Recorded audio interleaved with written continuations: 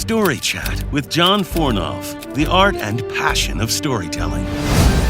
Here's your host, Brian Bullabush. Hello, ladies and gentlemen. My name is Brian Bullabush, and welcome to StoryChat, where we hope to inspire and teach about storytelling.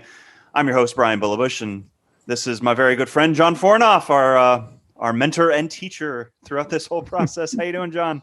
Doing great. Did I introduce myself twice there? I might have. Actually, you introduced yourself like 4 times, but that's okay. That's all right. Okay. It's been a long day. It's been a very long We day. know who you are. No, just kidding. No, you did it once. You did it once. Yeah. Because my brain. All right. Moving on. So today is kind of day 2, really, of our core foundations of storytelling. So we're going to be talking about structure today. So don't tune out. I know it sounds boring, but it won't be. Okay, go ahead. I had to interject. Okay. Well, no, that's actually a very good point. Why do you think structure is considered very boring to a lot of people? Because it's really the meat and bones of a story.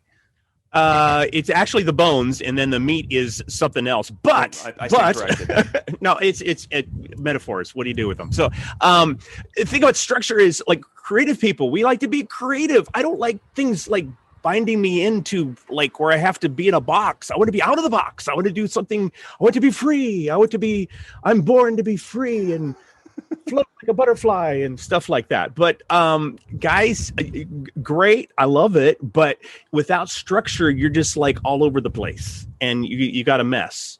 So you need structure. So back to your introduction. You're doing a great job. I didn't mean no. I just wanted don't worry. It won't be boring. I don't think. I mean,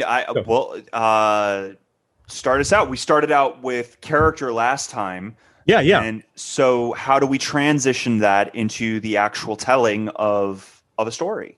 Okay, quick recap is I want to go back to like talking to you. You're watching here. It just something just hit me as Brian was introducing is, if we have like one viewer and you are it, and this inspires you, I'm good. Okay, so if this really does something for you, and you go and write a movie, you write a book, you write an audio drama, and it inspires you to do, and you're the one person I'm talking to, that's okay.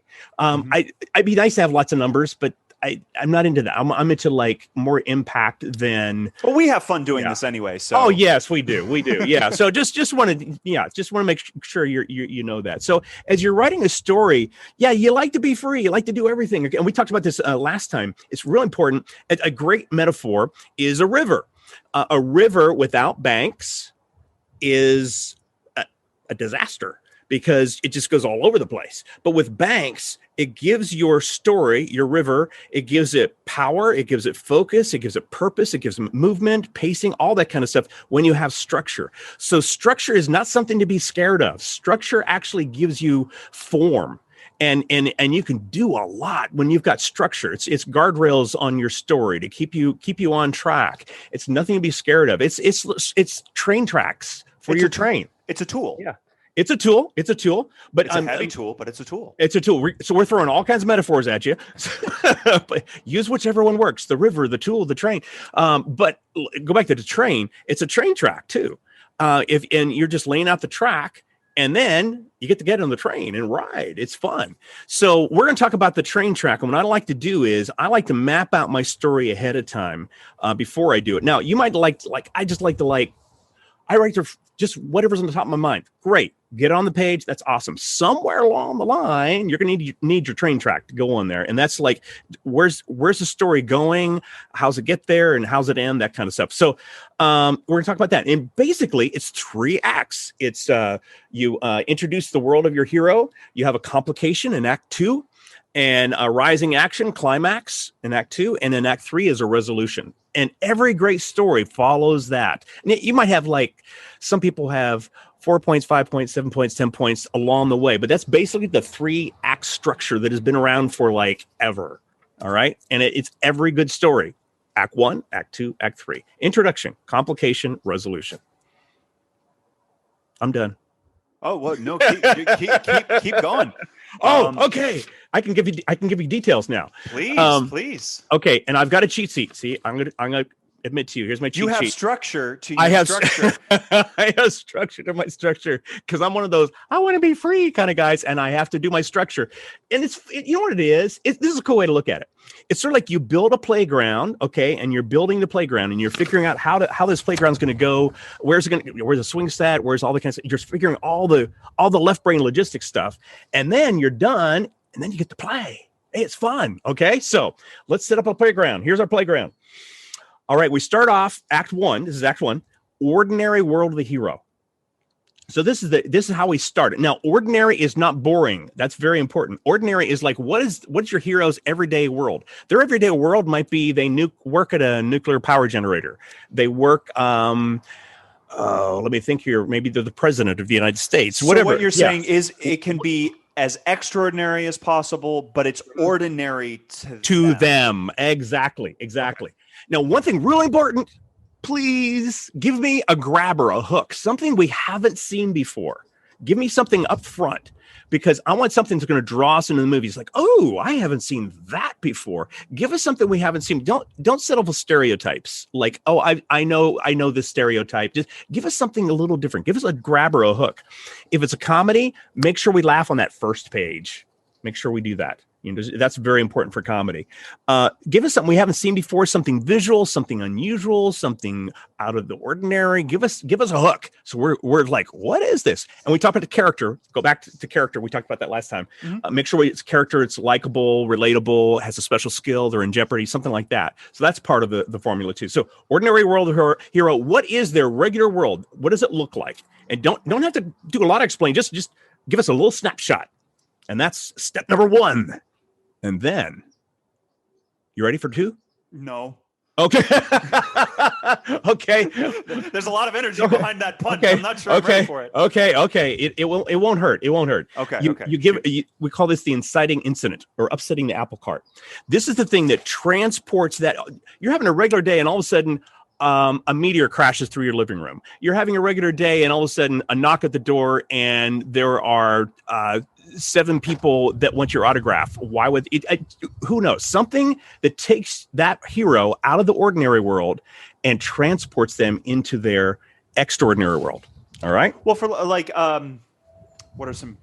what would you say is a really good example of an inciting incident in pop TV? Like Star Wars. What's the inciting incident of Star Wars? New Hope. Sure.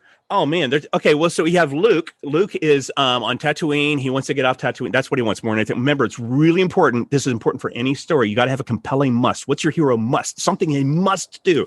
He wants to get off of Tatooine. He wants to live out there and be a fighter guy. Flying X-wing fighters and stuff like that. What's the inciting incident? The bad guys come. The Imperials. Yeah, the Imperials. Thank you. They come and they burn down his aunt and uncle's place, and so that's the that takes him out of his ordinary. The world is not. The world has changed. He has lost his normal world. He's taken out of that normal world and he's propelled into his next world. Here's an example of in Lord of the Rings.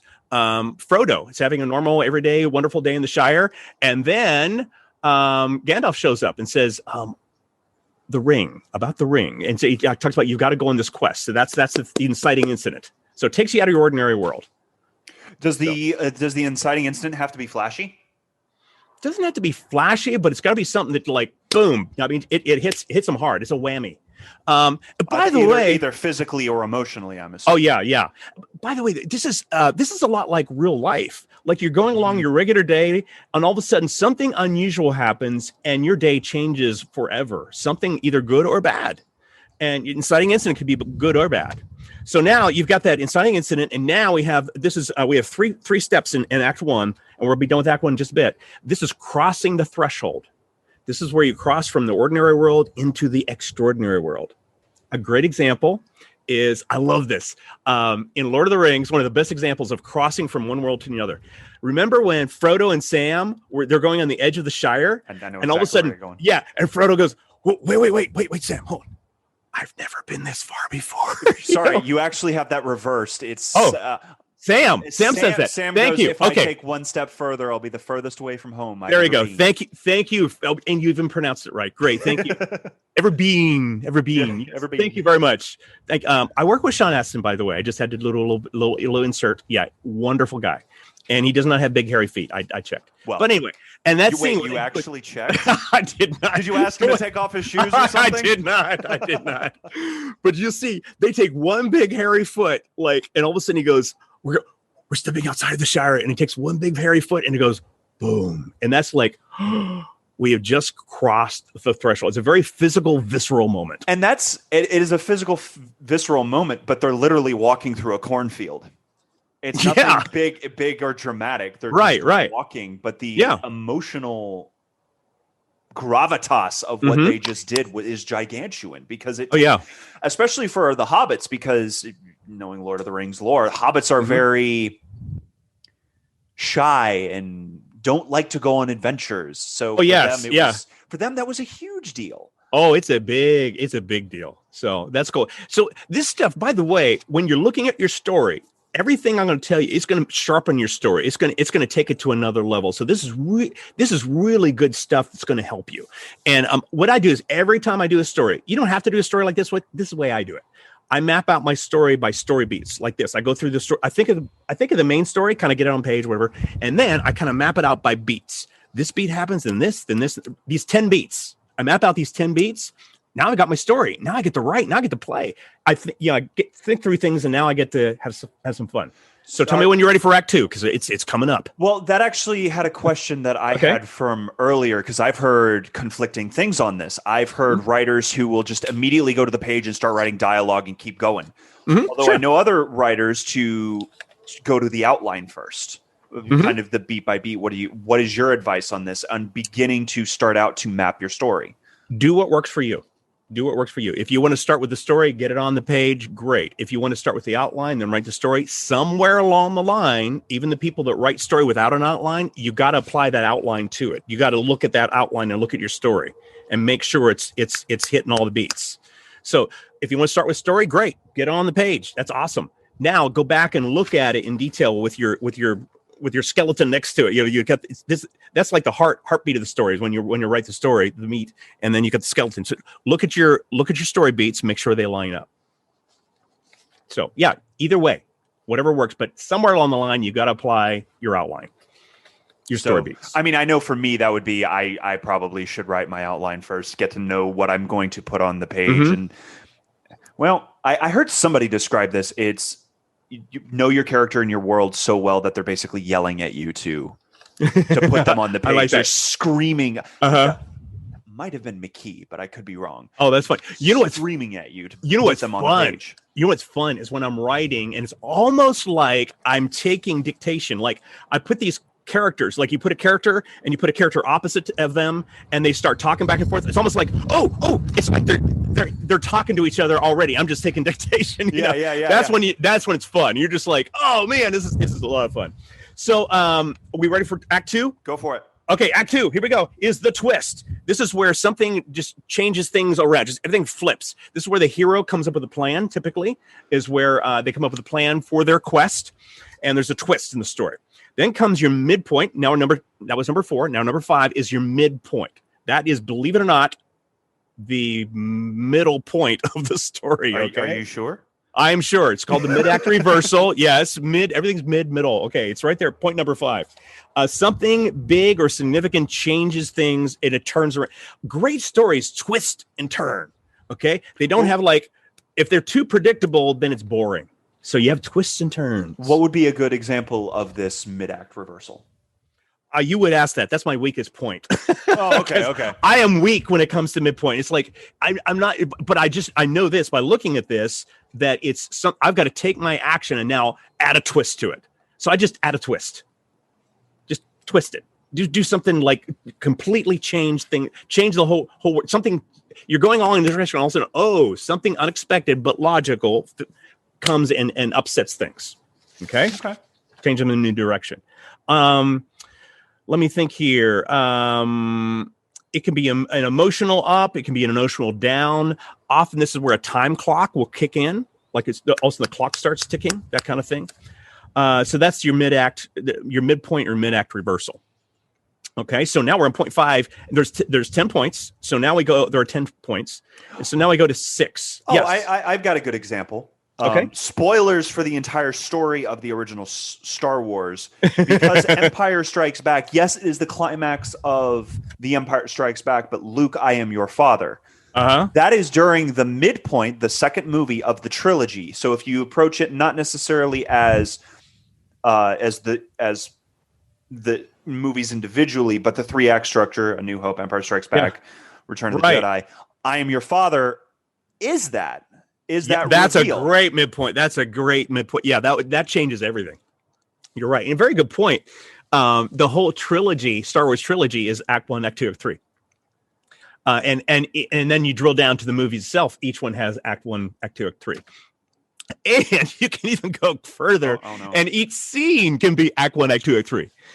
Because something changes in every scene. That's actually something we should go to at the end of this, is structuring scenes and how the Act 1, Act 2, Act 3 within the scene, how basically your advice for the whole story can apply for scenes as well. But we'll get there when we get there. It's always escalating, okay? If a story is going like, oh no, and oh no, that's a good direction. If it's going, oh no, and oh no, oh okay, that's wrong direction. You want to escalate things. So we have a point, number 6, escalation. We're just putting on the accelerator. We're taking all the action and just speeding it up, raising the stakes, that kind of thing. And then comes number 7. Are you ready? I hope you're ready for this one. Mm-hmm. Okay. Yeah, I know. Yeah, your proper reaction. I'm looking at it right now. Oh, you're looking ahead. Oh, that's why you're peeking. It's really giving me a Dark Night of the Soul. Yes. Oh, well, you peeked ahead. Lost. That's right. The all hope is number 7. All hope is lost moment. The Dark Night of the Soul, and this is where the hero has been trying for this. They want to get something more than anything else, and everything crashes. And Robert McKee talks about this. Take them to the negation. The negation, I think he talks about. Just take your character and put him through the ringer, and then put him through the ringer more, and just like stomp on him. Just set his house on fire. Just blow up his whatever. Take him to the darkest place that you can get him. Yes, exactly. And what that does is, you think about this, as you're watching this movie, you're reading this book, you're listening to this audio drama, you're relating to your own dark night of the soul. Everybody has it. Everybody has one of those dark nights of the soul where you are just going through a really hard, tough place. When you see somebody that is down, they are down and they just look like they are going to get up, but something happens in them that causes them to get up again. That inspires you to get up again. It inspires your own life. That's the beauty and the power of great story. Story inspires us to get up again. Story inspires us to go beyond the normal, go beyond our ordinary world and explore the extraordinary world. A great story helps inspire us to live a larger life than just our own little life. And that's the beauty of story. That's the power of story. I love it. So back to the Dark Night of the Soul, the all hope is lost moment. The hero's plan fails. It just utterly fails. And we're going to wrap up real quick because we're kind of running out of time. So this is now we're jumping into Act 3, and we have 8, 9, 10, the 3 last points. On point number 8, the hero has to have a new plan that requires him to change like never before. And him could be her too, okay? So it requires them to change like never before. They've got to reach inside and grab something they didn't even know was there, but it's there. And they've got to find something inside themselves that help them to gain what they're after, all right? And that's what happens. They come up with a new plan. And then number 9 is the final showdown between the protagonist and the antagonist, your hero and villain. It's a final showdown, and this is where the set piece. This is the place where the hero has to again dig in for that something he didn't know he had, and now he's going to use it against the villain, defeat the villain, or maybe the villain defeats him. That happens in some stories. And then the resolution is, now the hero, Bobette Buster, is a wonderful storyteller. She gives great seminars on this. She says you're either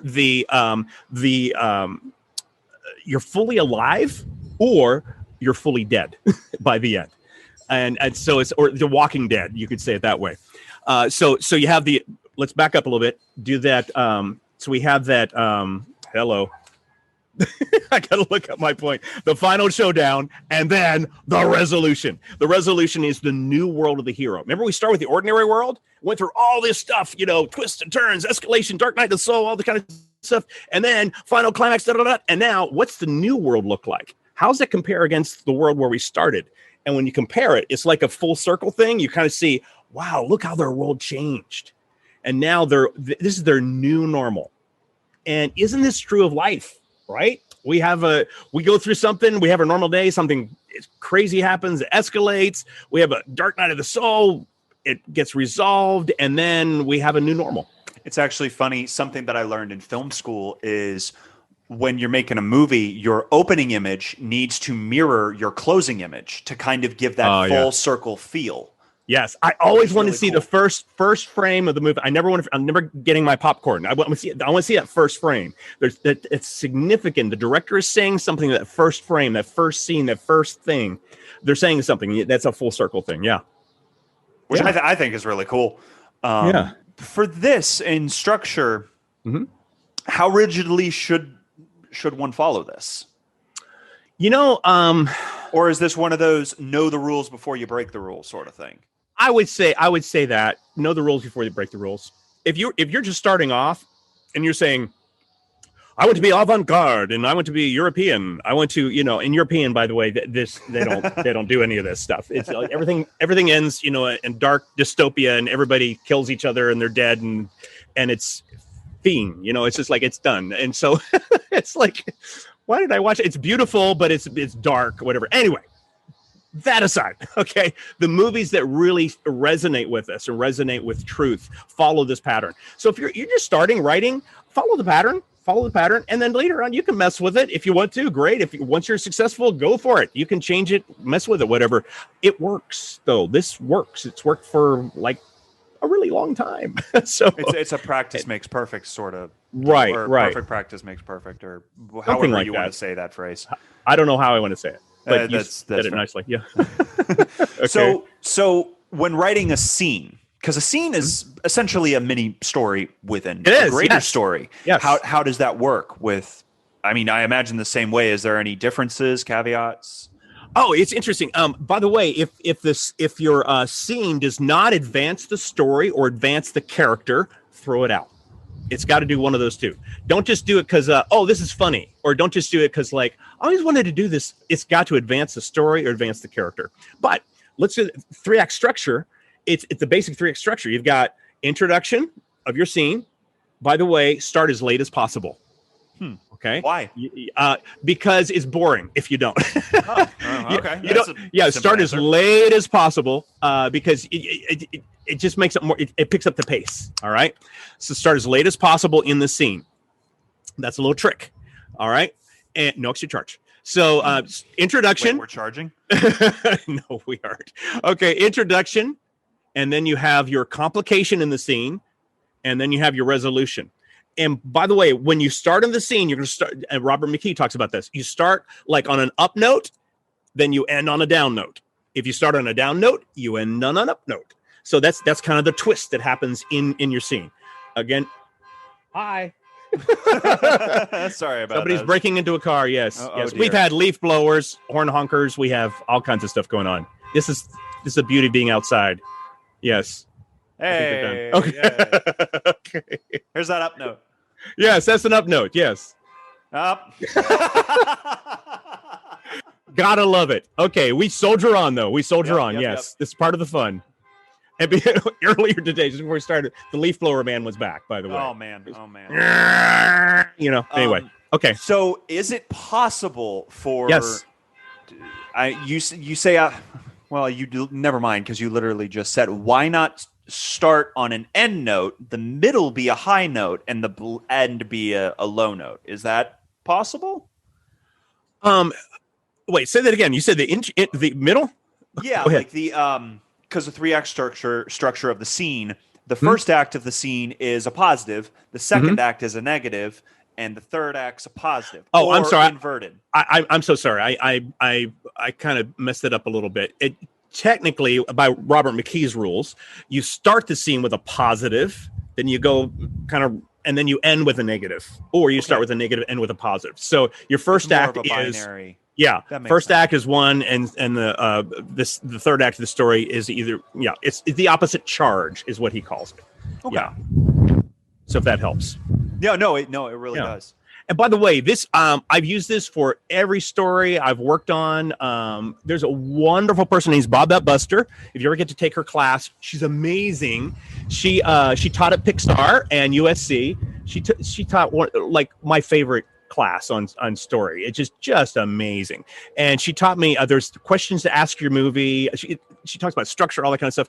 But so there's a lot more to it. But I'm giving you the basics. And this is pretty tried and true, most everybody. But once you follow these things, I follow Bobette Buster's questions to ask your movie, which is really cool. And I follow this storyline. And I do it's the grunt work. It's the dig in the ditch, okay? And once you're done digging up the garden, now you get to plant flowers and you get to see stuff grow, and now's the fun part. I mean, some people enjoy this part. I enjoy it, but I really enjoy just the writing. What's cool about it is once you're done with the structure, it's like it frees your creativity. That's the beautiful thing about as a creative person, you'll enjoy this. It's like once you get all that structure done, you've worked out all the logic. Now just write. This is the fun part. It's already worked out. You don't have to worry about, oh no, what's going to happen here? And be willing, as you're going with your story, it'll twist, it'll bend, it might go a little unexpected direction. That's fun. That's cool. But you've got to, again, you got your train track. You already worked out you came to this point, you had a tunnel, you built a bridge, you put a turn in the story, whatever. But it really helps your story to give it structure so that you can write freely and just enjoy the writing. About what percentage of the process via creating the structure versus the creative writing aspect of it, the post structure creation, time should you put across? So should I put 70% of my time towards creating the structure, 30% towards the actual writing of the story? Is it a 50-50? Is it a 90% of the what? And I know this varies from project. Oh, to yeah. project. That is going to be completely different from a massive story like Lord of the Rings to a short to a senior thesis short film. That's going to be massively different. Right. But what would you say is a good rule of thumb? Spend a third of your time doing this while the other two-thirds doing that? I have not measured my thumbs on that one. I don't know. It would vary wildly. It's just like, just do what works for you. I don't have a set, like I'm going to spend 50% of my time here or whatever, but just whatever you do, let's say you do the outline first, which I like to do it that way. Let's say you're doing the outline first, whatever, just get it done. It'll take, for me, it might take a full day, maybe 2 days, maybe day and a half, maybe, to really map out that outline. And this is for how long of a story? For like a 2-hour story, like a movie. Or an audio drama like we do. Because I know for me, I'm that sort of person. Maybe I didn't put enough time into this. Maybe, what's the professional doing? How are they doing it? So it's more of a, don't put too much pressure on it. Just get it done. Yeah, get it done. Yeah. And it's like your homework, get it done, and it's, for me, it takes about a day, maybe a day and a half if I'm really going through it and doing some research and stuff like that. Really, I should be able to get it done in a day and map it out. And sometimes if I'm in a hurry, I can get that done. Like if I got a shorter story, I can get it done in 3-4 hours, something like that. But I do this for whatever I do, even tiny little stories I do. I just called I've got called Skyship Dreamer. And those are short, like 20-minute stories. So everything I apply this same thing to every story I do. What are some of the greater pitfalls that you see on creating structure that, it's technically following the rules of what you've done? Really, it's not, it's either stereotypical or cliche, or what are some of those pitfalls? Well, I guess avoid cliches, avoid stereotypes. So you're just talking about those. Avoid those. And that's what I talked about at the beginning. Give me a grabber, give me a hook, give me something I've never seen before. That's key. Okay. As long as you're following this, these are like ropes course, whatever. These are your guidelines and keep you from falling, right? All right, so stay within it. You're going to be fine. You're going to be fine. The pitfalls are don't do stuff we've already seen before. Don't give me the nerdy accountant with the glasses who is everybody's seen that. It's a stereotype. Flip the stereotype. Give me an accountant that's muscle bound. And he's like, Yeah. Change Tat it up. Yeah, exactly. I'm your accountant here. Okay. All right, now I got to write an accounting story with this guy. I am your like this CPA. Don't mess with me. Okay. Like that kind of guy. So, but give me something unusual. Flip the script. Give me something I haven't seen before. I love to take cliches and stereotypes and just like do the opposite. That's kind of fun. Something that I remember reading from Robert McKee's story, a wonderful supplement, if you guys haven't read it, is he'll think of the scene or think of the character and then think of 5 to 10 other examples and then pick the most interesting. It's never the first one off the top of your head, because the first one off the top of your head is always it's the first one you think of. It is going to be the most cliche. Sometimes it is the first one that works the best. It will be the one you go for, but that's not always the case. Yeah, feel free to go. Yeah, that's with any brainstorming ideas and whatever. Don't necessarily start with your first idea. Just drill down. A couple ideas in there. Kathy Buchanan is really good about it. Amazing writer. She won't go with the first idea. She'll just let's drill down a little bit more. For me, I sometimes I'm in a hurry. I'll be honest. Okay. My first idea is oh my goodness, this is amazing. But even then, I'll take that. I'll just stay. Okay. Oh, I really want to do that one. Okay.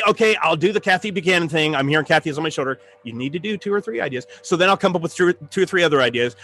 And sometimes that idea will be this one even. Or sometimes I'll just go back to this one. But it does help to kind of drill down whatever idea you got. Hope that helps.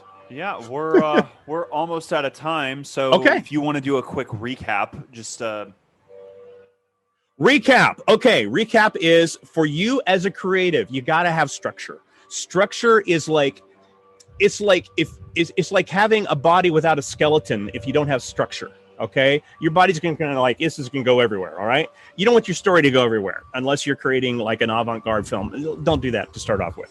So structure is important. Structure gives you power. It gives you focus. It gives you pacing. It gives you a train track for your train. And the cool thing about it is once you build that train track, it's hard to build the train track. It takes work. It's like you're pounding away. But once you build your train track, then you get on the train and you can ride, and it's a fun ride. Cool. Well, that's structure, everybody. It's I'm not as scared as I was coming into this. Good. You should not be scared. Never fear. What are some words of encouragement that you would have for the structuring process? Just encourage you. Writing can be tough. Writing at its best, it draws from somewhere deeper in you than maybe you want to explore. Sometimes it could be therapeutic. But my encouragement is be courageous. Be courageous. We need your writing. We need good writing. We need good stories. We need good writers writing good stories. The world needs good stories, especially now, especially every time of history. We need great stories. So be brave. Be brave. Go where you might be scared to go. All right, with your story, and dig deep. Dig deep. If you're a praying person, pray. You get some inside. You get some. That's kind of the cheat. Is you learn from the creator how to create. It's that's the ultimate cheat, and it's awesome. But dig deep. Be courageous. Dig deep. Go deep, and make the story your own. So when you're writing the story, I'll leave you with this. When you're writing a story, it's really your own journey. It's really a story of where you want to go, something you want to explore. I've always wanted to know, if I was faced with this dilemma, how would I handle it? And you get to work it out on the page. And as you do, you're going to inspire others to help them through whatever challenges they're going through. So keep writing.